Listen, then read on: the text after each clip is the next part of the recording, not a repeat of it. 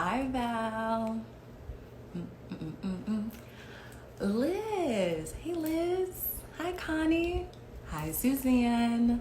Hi, Steph. Hi, Peggy. Oh my God, it's like all these friends coming in at the moment. Just letting everyone come in, giving everyone a moment to jump on in. Hi, Rachel. Hi, Steph. Hi, Rebecca. I see we got the whole team here today. Beautiful. Marcy. Hi, Jill. I know for a change, Suzanne, it's like, thank God I don't have to deal with the live. I completely get it. I'm excited too. I'm excited too. So I know that we have a couple people coming in. I will go ahead and get started as we wait for Xavier to join us. But I want to say thank you to everyone who is tuning in right now for our Bonfire IG Live series titled Her Story Matters. What we're going to be doing today is reading some stories from our actual cohort members. I have 3 amazing, earth-shattering stories from our members that I'm going to read. We also are going to be hearing from Xavier Ramey from Justice Informed. We want to make sure first to let everyone know that this is a honest, open, safe space. You all are more than welcome to have conversations in the chat. You all are more than welcome, and I encourage you to reach out to each other after, and we will be providing some resources for people who want to learn more about what's going on how to be an advocate, on how to be an ally, and how to continue their anti-racist work. We will be providing some of that in our link at the top of our Bonfire IG page once this has ended. So I'm just checking to see if Xavier is in yet. Xavier says he can't hear me. Xavier, I hope we can figure out what's going on with your phone. But whenever you're ready, Xavier, you can go ahead and jump on in. Hi. Hi, Connie. Hi, Chelsea. I know we got a couple people coming in. So, hey, Jess. Hi, Gia. I know everyone is still kind of coming in. I see Ama. I see my friend Tavares. Hello, everyone. So as Xavier goes ahead and gets prepared to join our IG Live, what I first want to do is open up this event with a moment of silence. Moment of silence for all of the Black people, Black bodies, Black lives that have been impacted and lost due to police brutality. So what I would love for you all to do is to just bow your heads and close your eyes as we go ahead and have a moment of silence. Thank you.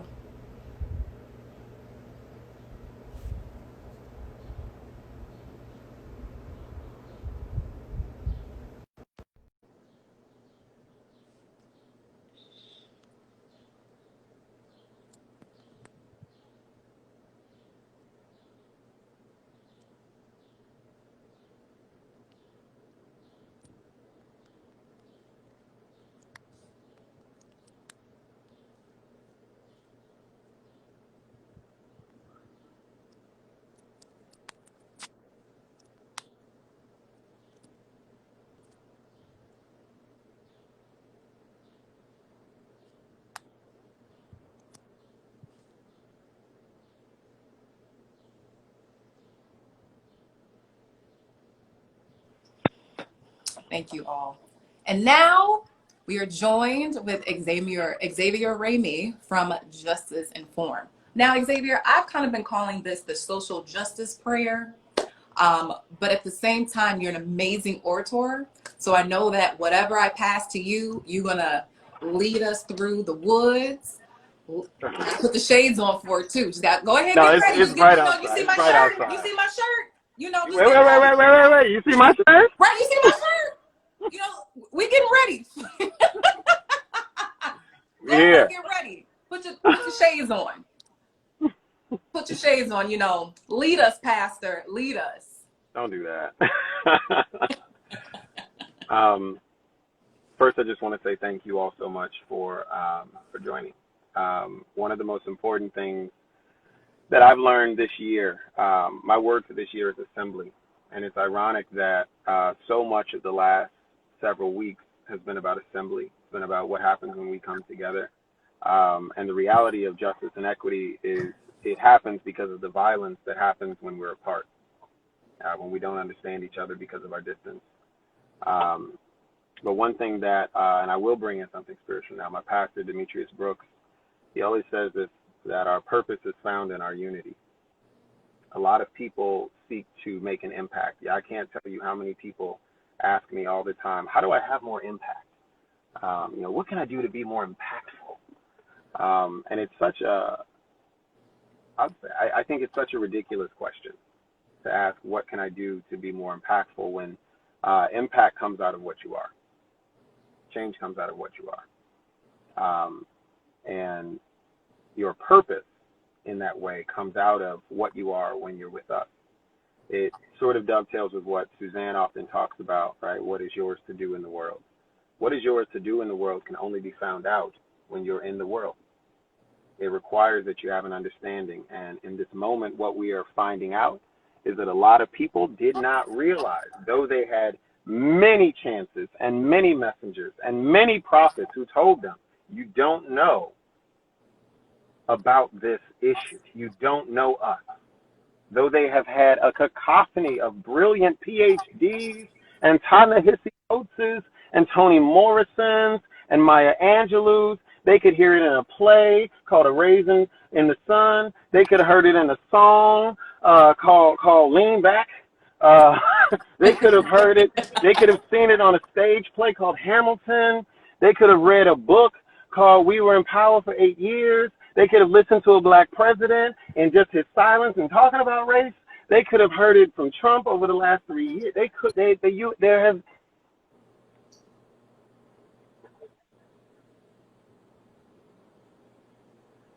It is a violent thing to demand that people continually demonstrate evidence always been true. It's a violent demand to insist on pain being the basis for your epiphany moment. And people are waking up to that. And in this case, the epiphany moment and the pain was not an exception, it was a standard. And the standard is the manufacturing of hashtags that used to be living, breathing black people. And I use that term specifically, the manufacturing of hashtags, meaning that there is a structured process. There is a mechanism. There is deliberateness. There is intention. There are resources that are organized. There is a history that it depends on. There are reverent traditions that this comes out of. There are narratives that underlie the permissibility of it. You see, we manufacture hashtags because we have no purpose, because we have no unity. And so it wasn't about George Floyd, just like when we're in conversations about diversity, equity, inclusion, which is just, I'll say, the institutionalized language or term for relationships of accountability where there is difference in identity. Yeah. And I wonder if this is the moment where people who have been carried, literally carried, not having to know the cost of either their ignorance or the violence that comes from it. I wonder if this epiphany is bloody enough to stick. And I wonder, for my own sake, for B's sake, for Gia's sake, for a lot of black people's sake,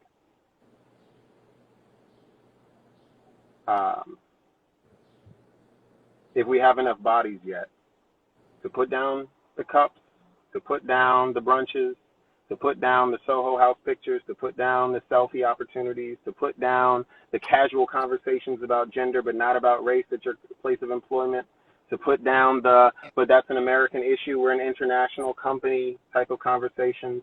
I wonder if we have enough, if there's been enough blood spilled to finally convince people of something that has always been true, which is that Black lives do not matter. And the question is whether they must. I know that I believe that they must. And the evaluation of whether they matter is not for any white person to own. It is for us to say whether we feel, believe, understand, and can tell that our lives matter. And that's a hard thing because it requires that you assign the role of having definitions and establishing values and managing expectations to a people that no generation of white people have ever had to systemically consider. Ever. We are the first generation that has ever had to consider these types of issues where there are laws to protect me to say this, and there are value statements on organizational documents that implore that people who don't look like me consider it. That is true. And that's the reality, that for all of our brilliance and all of our production, the best we can do is hope that someone considers us and saves our life. That's the best we can do. I appreciate that. Thank you. Now I'm going to transition and follow up with Xavier's amazing words with some personal stories from our bonfire members. Now, Xavier, you're more than welcome to stay on while I do that, where I can chime you in. No, I want to hear this. I got to hear this. These stories are absolutely amazing. Absolutely amazing. So, first story, and I want to say thank you so much to Umi for this submission. This was actually one of the stories that I was like, jaw was on the ground. So I'm going to just go ahead and jump right in. Also, I just want to say apologies to the ambulances, police, sirens, and helicopters that may be in the background. I live in the Kenwood, Bronzeville, Hyde Park area. And we all are very aware of what's going on outside, but I'm going to jump into this story. So, my Uncle Stanley was my favorite uncle for the very selfish reason that he always came bearing gifts. I always wanted to be around him because he was funny and kind and made me feel safe. He wasn't like some of the other men in my family who worked in government as lawyers or ambassadors, but he was still a hero in my eyes. And I remember lighting up every time he came around in his uniform, the uniform that got him killed. Unfortunately, when my family was finding their way out of Liberia during the Civil War, rebels at a checkpoint stopped him. He was shot and killed because he was recognized as a police officer. When I think about my Uncle Stanley, I can't picture him, mostly because we didn't think to take family pictures when we left Liberia and we lost everything. I have no frame of reference of what he looked like, but I know whenever I think of him, I sob uncontrollably. I can only think of what he represented. He made me feel safe. I thought he was honorable. And the fact that he took a job that was so dangerous, that ultimately cost him his life, made me respect the true value of public service. With every instance of police brutality, I think of my uncle. I think of my undying respect for him, and I feel my trust in the infallibility of public servants cracking. The murder of George Floyd symbolizes the devaluing of Black humanity. And that has a lot to do with Black women's health and the way that Black women are treated in this country. As I think of George Floyd, I also think of Breonna Taylor. Breonna was 26-year-old, a Black woman, and an emergency room technician. In March of this year, police officers in Louisville, Kentucky, executed a search warrant, used a battering ram to crash into her apartment. Shortly after entering, she was shot 8 times by police officers. Months later, the FBI is finally investigating this death. And I wonder why it has taken so long, or why her name has not received national attention. When I found out about George Floyd's death, I had just been told that another uncle of mine had died due to COVID-19. My Uncle David had had a stroke last year and was recuperating in a nursing home when he contracted the virus. And I remember finding out while glancing at messages during a meeting at work. There were text messages of condolences from my uncle and text messages about how I was doing with everything on related to George Floyd, and I immediately activated my autopilot mode. I finished my meeting, logged off, and tried to stay away from the computer, phones, and the news. However, it is hard to log off in 2020. I can turn on my Netflix, I can pop open a bottle of wine, and I still hear the constant sirens and emergency alerts and the whirling of helicopters that make me feel like I'm back in Liberia under siege. I keep seeing George Floyd. I keep thinking of him calling out for his mother. I keep thinking of his children, watching him in his final moments. I keep thinking of the things I do in 8 minutes, like walking to the train or walking to the store, and how those minutes now feel like an eternity. I keep thinking about how we live in a world where multiple things can be true at the same time, but people choose to equate inconvenient truths with malintent. It can be true that the police were called to a crime, but it is also true and more important that the penalty for that crime, allegedly using a counterfeit $20 bill, should not be death. Honestly, it shouldn't be anything. It is also true that police do not get to unilaterally decide guilt, nor do they get to unilaterally punish. It is also true that any person who calmly places his knee on a person's neck while they cry out in pain, loses consciousness, and dies is not a person I want in possession of the power we give police officers. And I also don't want anyone who stands by and does nothing to hold that power. He was everyone's favorite everything, is how George Floyd cousin describes him. And I wonder, what if he wasn't everyone's favorite? What if he had deserved to die the way he died, the way he did, begging for his life? Are Black people not allowed to have a bad day? I do not have the power, nor am I inclined to tell people how to express their anger, their rage, their pain, their hurt. However, as a person tasked with helping marginalized communities weather this virus, I keep thinking that we are still living through a pandemic. I keep hoping that neighborhoods and communities that are already disproportionately experiencing the negative effects of COVID-19 aren't further impacted. I will also say that property is replaceable, but not all property gets replaced at the same pace or at all when we think about property that belongs to Black folks and where and when it's located in Black neighborhoods. Walgreens, Target, and the other big chains may be insured. Smaller Black-owned businesses in majority Black neighborhoods are not. And while that may not be important to some, those businesses are in neighborhoods before they are gentrified. They employ people from the neighborhood. They provide services to folks in that neighborhood, and they often provide space for the community to come together. So when it's stated that property can be replaced, be clear that some property, depending on who owns it and where it's located, won't be. It is unnatural to expect people to continue to hear these stories of needless Black death without reacting. And there are people who are taking advantage of that anger and using it to spark chaos. I find myself sobbing for the Black boys and men in my life, as well as the Black women who are also being killed, but will wait longer for the level of anger required to receive some semblance of justice.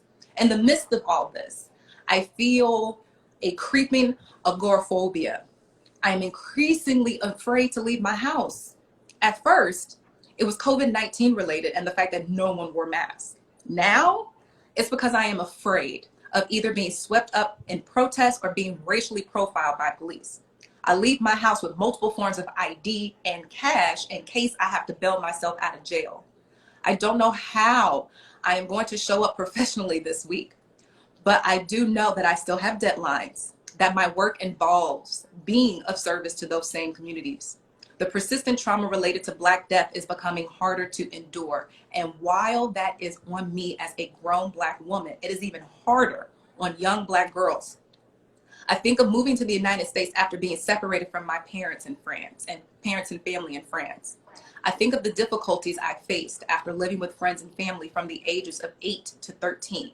And I am grateful that my response to trauma is to go on autopilot because it seems like expressing that trauma in other ways has devastating effects when you're a Black girl.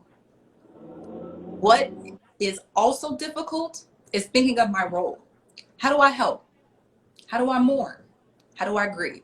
How do I fight? And at the root of this is my desire for people to see all of us, including those who are pushed to the margins, as humans and be treated as such. I'm a former prosecutor. I will never apologize for that career choice. I saw myself as a public servant representing all people. My perspective as a Black woman and as an immigrant made me a good prosecutor because I treated everyone, victims and defendants, as humans. I don't share this information for either compliments or seizure. You cannot be a good public servant if you have already decided who in the public deserves service and who in the public is subhuman and not deserving of respect. You cannot acknowledge the humanity in someone if you place a knee on their neck for 8 minutes while they beg. I remember my Uncle Stanley now as my cousin is being deployed as a part of the National Guard to keep peace in Texas. My cousin came here from Liberia and received his citizenship through the military accessions vital to the National Interest Program. The program recruits legal non-immigrants with certain critical skills into the military services of the United States. It was the only way he was able to receive his citizenship and attend college. I worry about him. I worry about the protesters. I worry about the neighborhoods already suffering from historic disinvestment.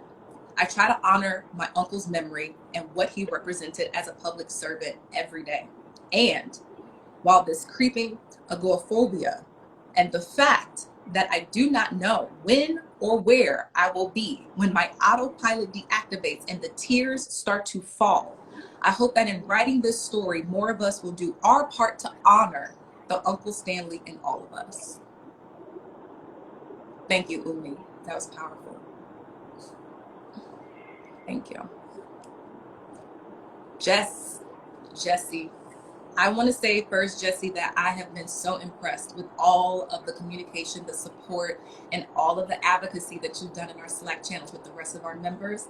And I more so want to say thank you for submitting this story. As a white woman and former preschool teacher of Black and brown children, I have seen firsthand that implicit bias starts early. I remember my first year, fresh out of college, meeting the one Black boy in my preschool class as he sat among a room full of Latinx children. For the most part, the year was a blur. But I remember so clearly my meetings with the white mental health consultant who visited our school to observe the boy. I remember how she sat with me afterwards and brainstormed how we could address his aggression. I remember the sadness in his mom's eyes when we shared reports of his behavior at the parent-teacher conferences. My school was one of those, quote, good schools, one that prohibited preschool suspensions and expulsions several years in advance of state policy. Yet, there was no way to prohibit bias. I was teaching with biases that I hadn't yet unpacked, and it was doing a disservice to Keyshawn and to all the other children who observed the teacher's reactions to him. The room full of 3-year-olds who were soaking in everything, as young children do, and forming their own biases as they watched ours on display. And here's the kicker. Keyshawn was not aggressive. He didn't intentionally hurt anyone or anything in our class. He was rambunctious. He was energetic. He was 3 years old. In the 12 years since those days with Keyshawn, I have listened and learned. I have reflected on how I have failed and am still failing, and how my guilt about those failures must not stop me from doing the anti-racist work. But it was just last year that something new struck me.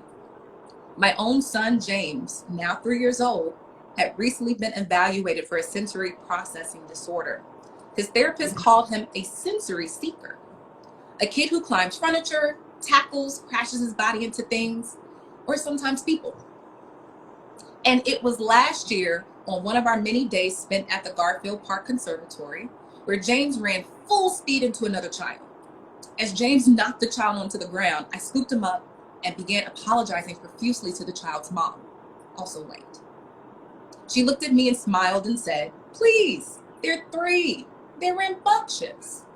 And it was then that I realized, long before they stop being cute, Black children lose the ability to just be 3, to just be rambunctious without it being a reflection on their character or a reinforcement of people's biases about their so-called aggression. I know there are many parents out there listening, and particularly for moms of white children, we have to talk with them about Black humanity, racism, and police brutality. So maybe one day it won't be necessary for Black parents to talk with their Black children about how to avoid being hurt and killed at the hands of white people. Many white parents I know feel anxious about where to start, what to say or not to say, or question whether their children are too young. This week, James and I sat on the couch and flipped through some pictures posted by Kai, the educator behind the Instagram account at woke_kindergarten. I read Kai's words aloud. People who protest are called protesters.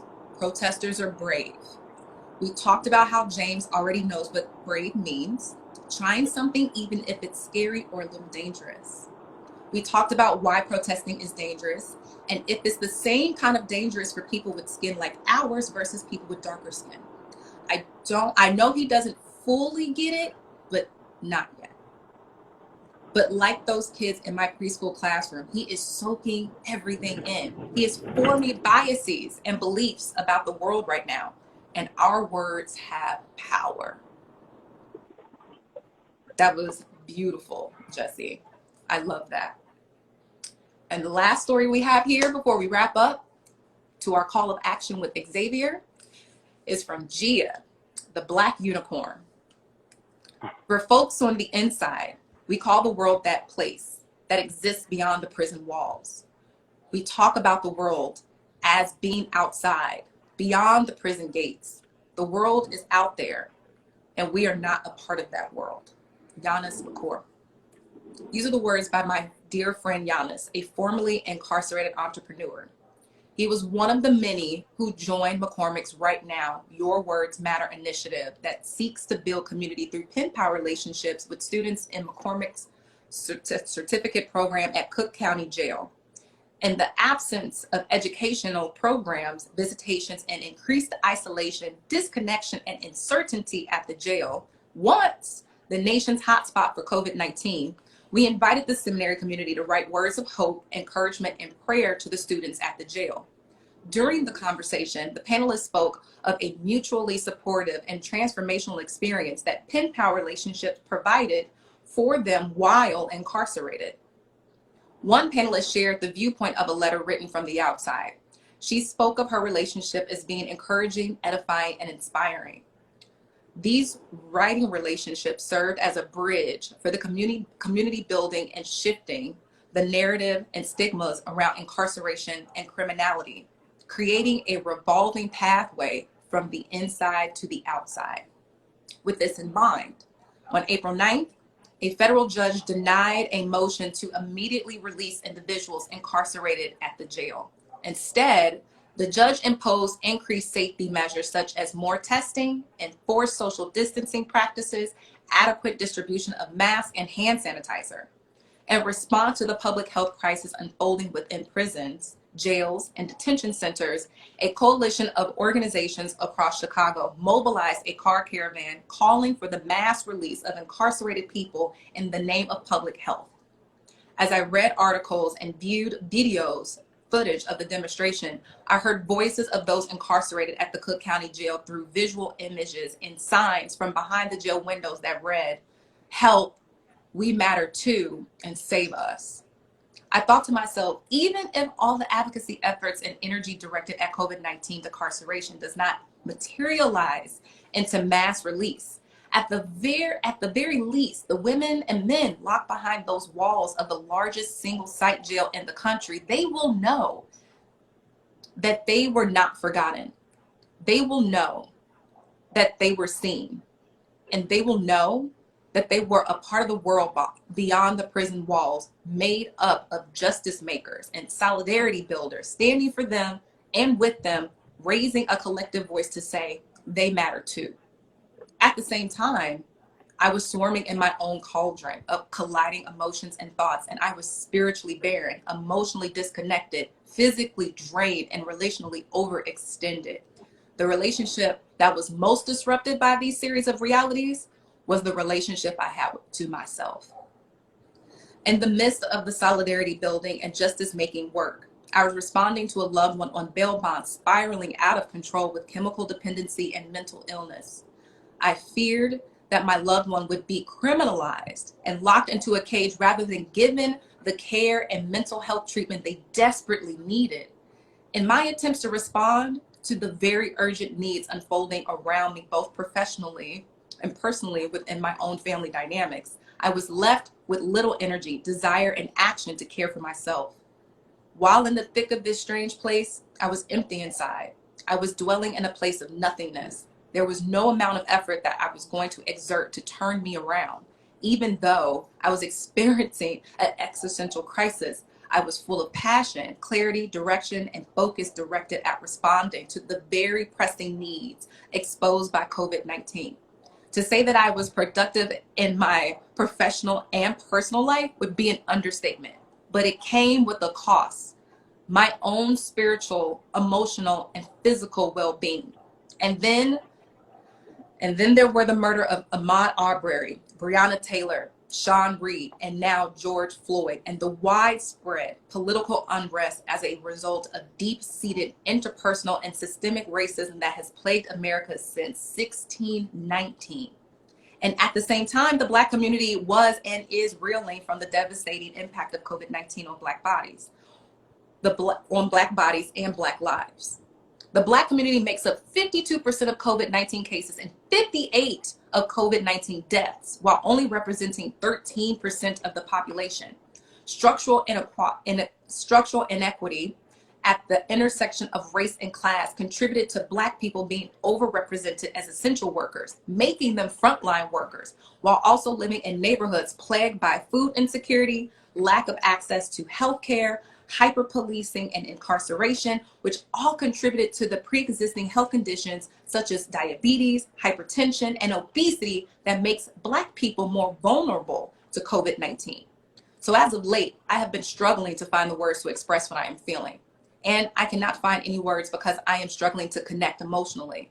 I am struggling to find the words to express the grief, the lament, and the rage in response to the entrenched systemic and interpersonal racism that has sought to dehumanize and subjugate Black and brown bodies for centuries. Recently, a wise Black woman, who's also my boss, reminded me to sit in the place of unknowing. She goes on to speak that the words will come. Give yourself time to process. Be kind to yourself. Be gentle with yourself. Today, I say to Black folks and co-conspirators of all races, our ancestors are a reminder that we will rise. Let us protest with our bodies, our voices, our finances, our vote at the local and national level. And when our words fail us, our actions can speak louder. If you're a white person looking for resources to grow, we will have this in our link above after this IG Live. And Gia would like to leave you all with some words from Audre Lorde in her poem, The Black Unicorn. The Black unicorn is greedy. The Black unicorn is impatient. The Black unicorn was mistaken for a shadow or symbol and taken through the cold country where mist painted mockeries of my fury. It is not on her lap where the horn rests, but deep in her moon pit growing. The Black unicorn is restless. The Black unicorn is unrelenting. The Black unicorn is not free. Thank you so much, Gia. And Mr. Ramey, I am handing it back over to you with our call of action. First, I just want to say thank you all for writing. I think one of the most important things we can ever do is to write, partly because, I come from a people whose history has always been written for them. And when we write it, it's often either it doesn't have enough citations next to it, or it doesn't have enough validation from a Harvard PhD program or whatever. We didn't get to create the definition of what elite is. And so we don't get to author our own narratives because only those who have the badges of the institutions get to author things that anyone wants to read. And so to those who have taken on the work of writing, know that in also an active revolution when you were writing your own story, because that's what remains. And the beauty of art is that it's one of the most indestructible forms of human production. We even know what the cavemen looked like, and that there were little antelopes and everything. Art, because they chose to write their story. It's an immemorial thing that humans do, and I think it's an important part of what makes us human, to document our lives. So I thank you all for doing that. In terms of action, I just want to say for everyone who feels that the time right now they want to spend in reading and they want to spend in consideration and learning and, you know, digging into Black authors and these types of things, if you dare at that, there will be another George Floyd. If you dare stop at reading and thinking that that means relationship, you've done no service to Black people. Much like a diversity inclusion training, you've only increased your ability to consider information, but you have not engaged in an accountable structure of relationship that centers the voices, the lives, the expectations, the testimonies of the marginalized. You simply increased your understanding of a thing that you have no accountability for. Reading is not enough. There are two things that I want to bring to your attention. One, it is that at the front of all of this, at the front of the riots, the front of the looting that came out of protests and different types of people who came for different types of reasons, was the reality of what catalyzed all of it, and that is entrenched white supremacy, the institutionalization of favor and time and privilege for certain people and not others, and the entrenching of a narrative about Black life allows for permission for people who literally have a cause that they're there to protect. The narrative created the death, and the fact that people believe it allows for it to continue. And you can't read your way out of it, you have to act your way out of it. So how do we act our way out of it? One, some of y'all might be a little iffy about this word. The word is abolition. It's a tough word. Tough word, tough word, tough word, tough word. Because abolition means none. It doesn't mean compromise. It doesn't mean negotiation. It doesn't mean 50-50. It doesn't mean split. It doesn't mean that, you know, you get this, I get that. It doesn't mean later. It means none. It means none. And that's a hard thing. Imagine what it was like to argue for the abolition of slavery in 1690. When you're 108 before your time, talking about, no, we can't do this. And no one, people may agree with you around you. You can imagine the corporations and the companies that were like, ooh, we don't really want to touch on it. That's a real political topic, you know, Black people's right to be paid. Like, it was political to talk about the preservation of Black life and the sustainability of the specter of capitalism and free markets by actually paying people, because that's what you have to do in a labor market. Yes. It's political now to talk about Black life. And I just want you to know that there are many people, myself included, that at the front of this work are not willing to entertain conversations about anything of our current system that are not rooted in an abolitionist politics, of saying we have to completely replace our definitions and the manifestation of our definitions of what safety means for people. And I don't care if you're like me and your brother's a cop, or you're like me and one of your best friends is Kim Fox. It doesn't matter. It doesn't matter. Consider what it means, because then you'll be able to walk backwards and understand what's possible. Then you can understand, because you'll see that safety sits on a spectrum, not on an absolute point. It sits on a spectrum, and many people aren't imagining, because they think that safety just means a badge and justice just means a judge. And so they're not even imagining what sits outside of that, which are what our relationships should provide for us. If people were paid adequately, they wouldn't need to do certain things to get money. which are then labeled crimes, but there's no such thing as a crime of necessity before the courts. It is not possible for courts to have mercy. It's only possible for courts through, like what Umi was saying, to have discretion. And that is a fundamental challenge in our model. That is a fundamental challenge. Secondly, Chicago will be rebuilt. This is the first time that I can remember in my life as a lifelong Chicagoan that everyone in Chicago has experienced loss at the same time. No matter what color you are, where you came from, whether you're a resident and 7 generations in the U.S. like me, or whether you're a recent immigrant, everybody experienced loss in the last week. To property, to friends, to jobs due to COVID, whatever it was, everyone has experienced loss. What comes after loss? The rebuild. The question of equity and this whole allyship question is, when they rebuild Chicago, we talk about appropriations, when we consider things like TIF funds, Packard increment financing, when we look at community development block grants, CDBG grants, which are federal appropriations for local community projects, when we think about the opportunity zones that were created under President Obama, we think about the financial resources that are going to be allocated. That is not a question. They will be allocated. Are they going to go to where I'm at right now, in Garfield Park, where I just drove through? I just wanted to see the hood a little bit as I was driving around. I'm looking around, and people are just standing on the corner, sitting on their porch, getting vilified in the media because they don't wear masks and they don't stay in the house when there's nothing in the house and there's no AC in the summer and there's no heat in the winter. People understand that because they live in Lincoln Park. So they just listen to the news. And that's the real.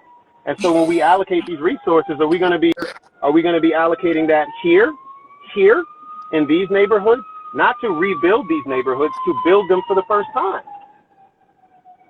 That's the framework we have to adopt. That we are not reinvesting in North Lawndale. We are finally investing. We're not creating reconciliation moments across races. We are establishing the first systemic relationship between the races. This is the first time, y'all. The first time. And when the money starts raining and when the narrative starts shifting, who are they going to privilege once again? And you, ladies, have a lot to do with that. You can do that together and find your purpose in unity, as I said in the beginning. Or you can try to go at it alone, but just know that the lonely antelope on the savannah often gets eaten. So it's better to go together. If you want to go far, you go together. But if you want to go fast, you go alone.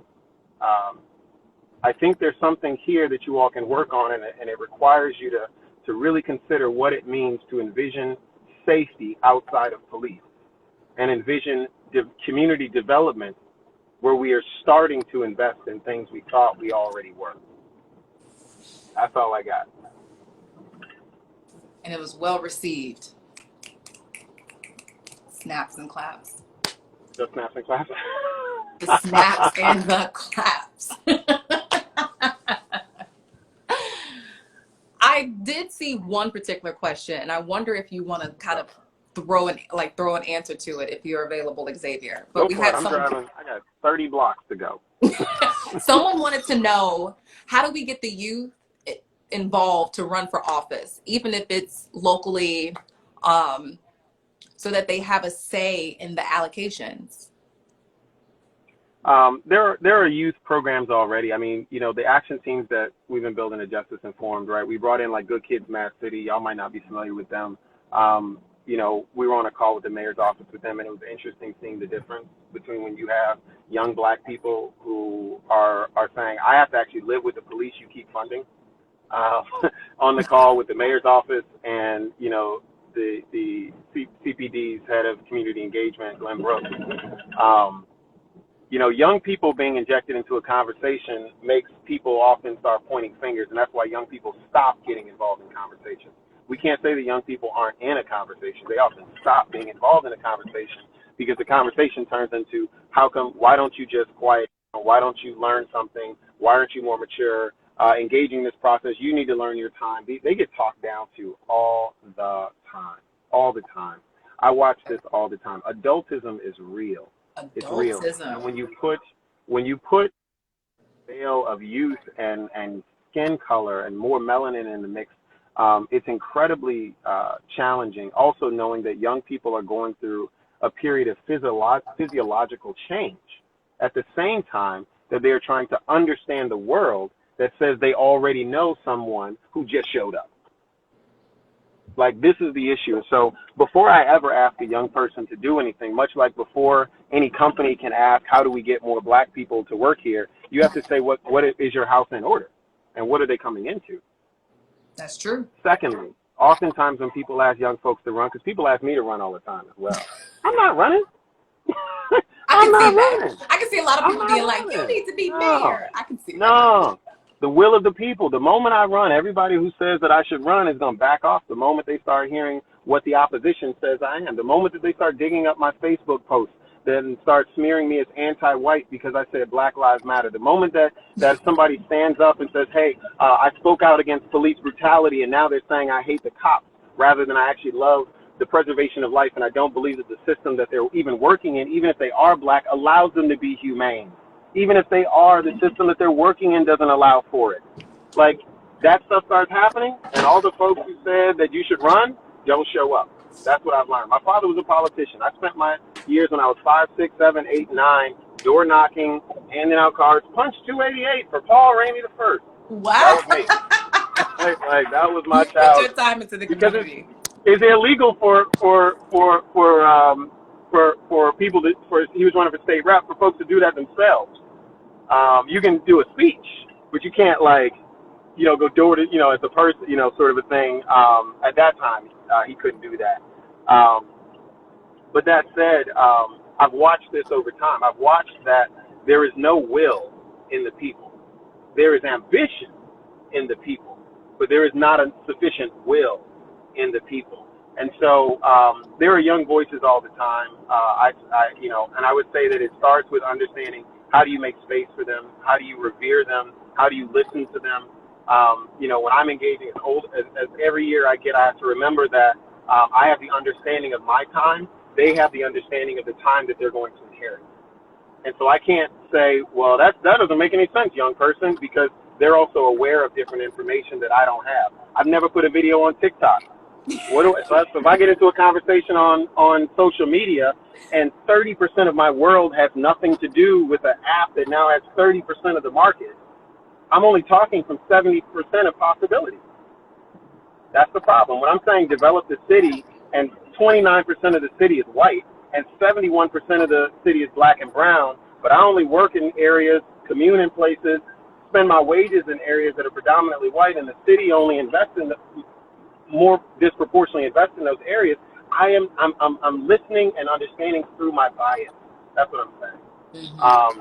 And to respect young people enough for them to think that you would support them in running, you have to first, like a company does, have to show that your house is in order to accept a message that they would have if they were able to speak safely for themselves. And you also have to know that young folks thrash, man. They thrash. Like, they're learning. You have to make a space for that. So I encourage young people to run for office. I love when I see young people run for office. But much like I said, it's a tough road to do that type of work.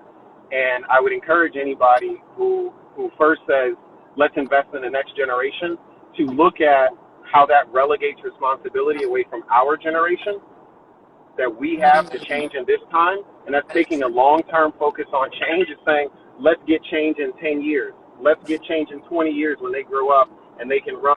Or let's get, you know what I mean? Like, we have stuff we can do right now that we are supposed to be doing. And we have to feel that urgency with a fire that also is established with the will that's required for them to trust that we would actually do what they would say needs to be in our world if they propose it as a policy decision if they took office. Running for office is about support. And I say enough stuff like what I'm saying to y'all to know that a lot of people agree, but not a lot of people will agree publicly. And that's the real. That's the real. Every black woman who's ever worked in corporate knows that everybody will walk around the office saying that, racism is bad, and very seldom will they stand up and say the boss is racist. Like, that's what I'm saying. Like, the ambition is there. There is no will is currency of relationships, because will turns into action, Ambitions are about intention. And equity relies on action. That's true.